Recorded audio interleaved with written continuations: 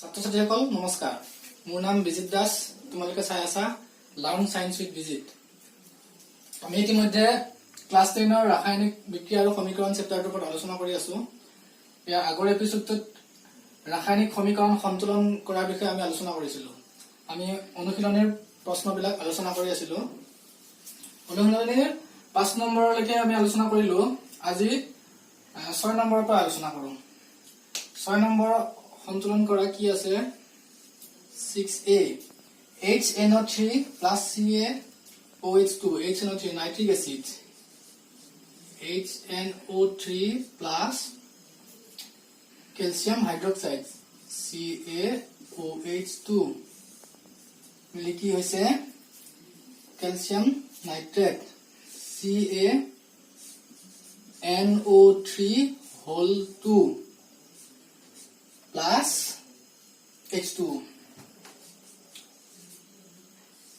এটা আমি সন্তুলিত কৰিব লাগে। এতিয়া চোৱা এফালে হাইড্ৰোজেন আছে এটো আৰু এটো তিনটা, এফালে হাইড্ৰোজেন আছে দুটা।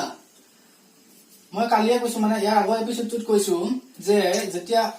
এনেকুৱা থুপ থাকে আমি থুপটো আগতে সন্তুলিত কৰি মানে মিলাই ল'ব লাগে। তাৰ পৰমাণুৰ সংখ্যা আমি সমান কৰি ল'ব লাগে। ইয়াত NO3 কেটা আছে দুটা আছে, তাৰ মানে থুপটো আমি পৰমাণুৰ সংখ্যা সমান কৰি ল'লে পিছত কৰিবলৈ সহজ হয়। NO3 দুটা আছে, গতিকে ইয়াত NO3 এটা আছে, আগত দুই এটা দি দিও, NO3 টো মিলি গল। এতিয়া আমি অক্সিজেনটো NO3 থকা অক্সিজেনটো আমি বেলেগকে হিসাব নকৰো, ইয়াত হিসাব নকৰো। NO3 টো মিলি গল। এতিয়া আমি হাইড্ৰোজেন চাও কেটা আছে। হাইড্ৰোজেন ইয়াত দুটা, ইয়াত দুটা, চাৰিটা, মানে বিক্ৰিয়কত চাৰিটা আছে। এতিয়া বিক্ৰিয়ক পদাৰ্থত কেটা আছে হাইড্ৰোজেন দুটা, গতিকে ইয়াৰ আগত দুই এটা দি দিলে হাইড্ৰোজেন চাৰিটা হৈ গল। ক্যালসিয়াম এটা আছে, এফালে ক্যালসিয়াম এটা আছে। অক্সিজেন কেটা আছে দুটা। আমি NO3 অক্সিজেনটো হিসাব নকৰো, কিয়নো আমি NO3 টোক এটা থুপ হিচাপে ধৰি তাৰ পৰমাণুৰ সংখ্যা মিলাই থৈছো আগতীয়াকে। গতিকে বাকি থকা অক্সিজেনটো চাম। অক্সিজেন দুটা আছে, ইয়াত অক্সিজেন দুটা আছে, মিলি গল না। ক্যালসিয়াম ক্যালসিয়াম, হাইড্ৰোজেন দুটা দুটা চাৰিটা আৰু হাইড্ৰোজেন চাৰিটা, NO3 টো মিলাই আছে আৰু অক্সিজেন দুটা অক্সিজেন দুটা। বি কি আছে NaOH মানে sodium hydroxide NaOH plus H2SO4 sulphuric acid Na2SO4 plus H2O Na2SO4 plus H2O। Assam sodium এটা আছে, এফালে সোডিয়াম দুটা আছে, গতিকে সোডিয়ামটো মিলাই লওঁ, দুই দি দিলো। SO4 টো আমি একেলগে হিসাব কৰিছো, SO4 এটাই থুপ, যেটো থুপ হিসাবে আছে। অক্সিজেন কেটা দুটা, ফলে অক্সিজেন এটা, এর আগত দুই এটা দি দিও। SO4 টো আমি এটা থুপ হিসাবে ধৰিলো। তাৰপিছত হাইড্ৰোজেন কেটা আছে, এফালে দুটা দুটা চাৰিটা, হাইড্ৰোজেন এফালে দুই দুই চাৰি, মিলি গল। সোডিয়াম দুটা সোডিয়াম দুটা, অক্সিজেন দুটা অক্সিজেন দুটা, হাইড্ৰোজেন চাৰিটা হাইড্ৰোজেন চাৰিটা, সালফেটটো এটা থুপ হিচাপে ধৰিলো। তাৰপিছত সি টো কি আছে sodium chloride NaCl plus AgNO3 silver nitrate, AgCl plus NaNO3 silver chloride plus NaNO3 sodium nitrate. Plus sodium এটা আছে সোডিয়াম এটা আছে, ক্লোরিন এটা আছে ক্লোরিন এটা আছে, সিলভার এটা NO3 এটা মিলিয়ে আছে, এটা সমতুল হয়ে আছে। D2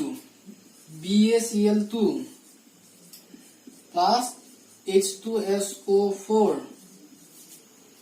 BaSO4 plus HCl barium এটা ক্লোৰিন দুটা এফালে ক্লোৰিন এটা গতিকে ক্লোৰিনৰ আগত দুই এটা দি দিওঁ হাইড্ৰোজেন দুটা সালফেট এটা মিলি গল 6 নম্বৰ শেষ আমি এটা 7 নম্বৰ আহো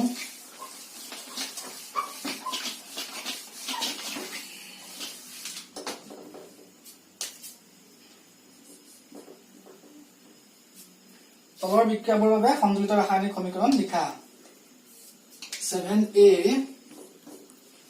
calcium hydroxide plus carbon dioxide calcium হাইড্ৰোক্সাইডৰ সংকেত কি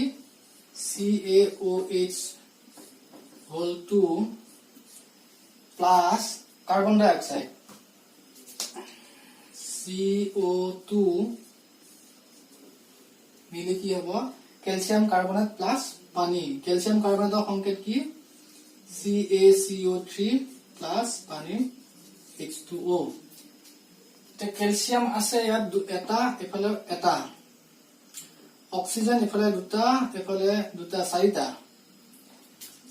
অক্সিজেন এফালে 3 এফালে 1 3 একে 4টা অক্সিজেন মিলি আছে হাইড্ৰোজেন দুটা কাৰ্বন এটা মানে এটো সমতুল হৈ আছে তাৰ পিছত B2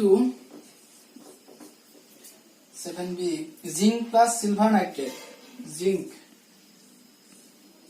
silver nitrate AgNO3 मिली की है zinc nitrate plus silver ZnNO3 whole 2 plus silver Ag NO3 ইফালে দুটা আছে NO3 ইফালে এটা আছে আগত দুইটা দি দিও নাইট্রেট তো মিলি গল সিলভার আগত দুই আছে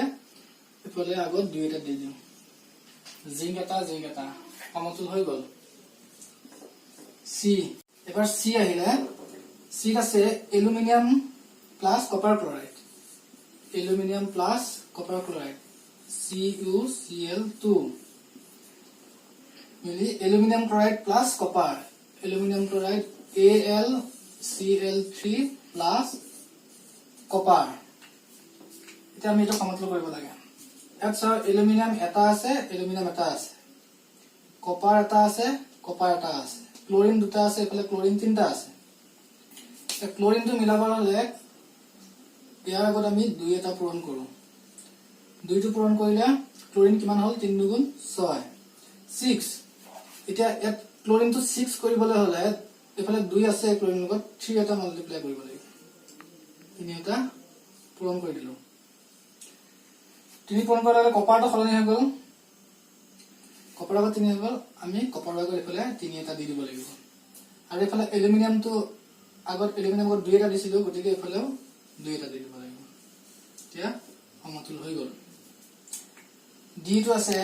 barium chloride plus potassium sulphate barium chloride BaCl2 potassium sulphate K2SO4 মিলি barium sulphate plus potassium chloride barium sulphate BaSO4 plus KCl potassium chloride এটো সমতুল কৰিবলৈ হলে বেৰিয়াম সমান হৈ আছে ক্লোৰিন দুটা ক্লোৰিন এটা মানে ক্লোৰিনৰ আগত 2 এটা দিব লাগিব তাহলে K2 মিলি গল সালফেট SO4 মানে এটো সমতুল হৈ গল এবাৰ আমি আহিলো 8 নম্বৰ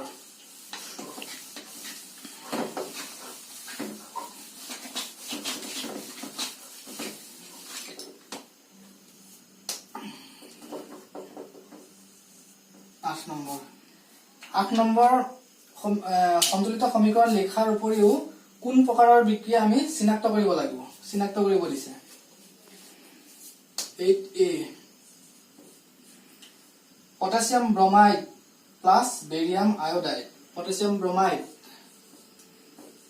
KBr plus barium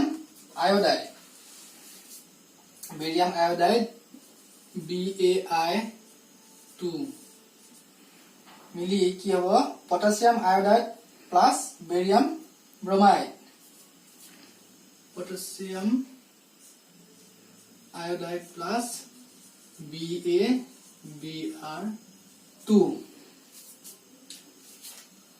এতিয়া ইয়াত কে এটা আই দুটা আই এটা মানে আই আগত দুইটা মাল্টিপ্লাই কৰিব লাগিব তাৰ পিছত কে আগত দুইটা হৈ গল নহয় এফালে কে আগতো দুইটা দিব লাগিব তাৰ পিছত পটাছিয়াম মিলি গল বেৰিয়াম কি ব্ৰোমাইড দুটা আছে এফালে ব্ৰোমাইড দুটা আছে বেৰিয়াম এটা I2 মিলি গল আৰু এটা এটো কোন প্ৰকাৰৰ বিক্ৰিয়া তোমালোকক বিক্ৰিয়া কেটা কৈছিলো পাঁচ প্ৰকাৰৰ বিক্ৰিয়া আছিল যে ইয়াত চোৱা দুটা অপসৰণ আছে দ্বি অপসৰণ বিক্ৰিয়া হ'ব এটো দুবাৰ অপসৰণ হৈছে দ্বি অপসৰণ বা দ্বি প্ৰতিস্থাপন বিক্ৰিয়া ইয়াত আয়নৰ বিনিময় হৈছে এটো কে লগত আই এটো আয়ন গিটাৰ বিনিময় কৰিছে বি এৰ লগত বিআৰ আয়নৰ বিনিময় কৰিছে এটো মানে দ্বি অপসৰণ বিক্ৰিয়া তে বি টো আছে zinc carbonate ZnCO3 plus zinc oxide ZnO zinc oxide মিলি কি হ'ব নহয় জিংক এটো জিংক কাৰ্বনেটটো ভাঙি জিংক অক্সাইড আছে ZnO plus কাৰ্বন ডাই অক্সাইড CO2 জিংক আছে এটা কার্বন এটা অক্সিজেন তিনটা অক্সিজেন 2 3 এটো সমতুল হৈ আছে এ কোন প্ৰকাৰৰ বিক্ৰিয়া হ'ব এটো এটা পদাৰ্থ ভাঙি দুটা পদাৰ্থ হৈছে কি হ'ব এটো বিযোজন ভাঙি গৈছে যে বিযোজন বিক্ৰিয়া এটো দ্বি অপসৰণ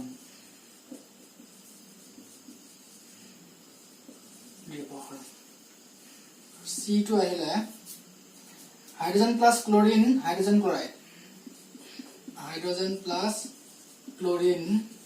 ক্লোৰাইড HCl ইয়াত H2 H এটা আছে দুটা ক্লোৰিন এটা আছে দুই এটা দিলে সমতুল হৈ গল এই দুটা পদাৰ্থ লগ লাগি এটা পদাৰ্থ হৈছে এই বিক্ৰিয়া পদাৰ্থ দুটা আছে লগ লাগি এটা পদাৰ্থ হৈছে এটা বিক্ৰিয়া পদাৰ্থ হয় এটো কি হ'ব সংযোজন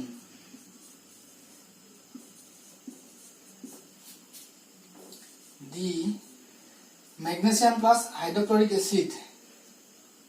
magnesium সংকেত Mg plus hydrochloric acid HCl এটো magnesium chloride MgCl2 plus hydrogen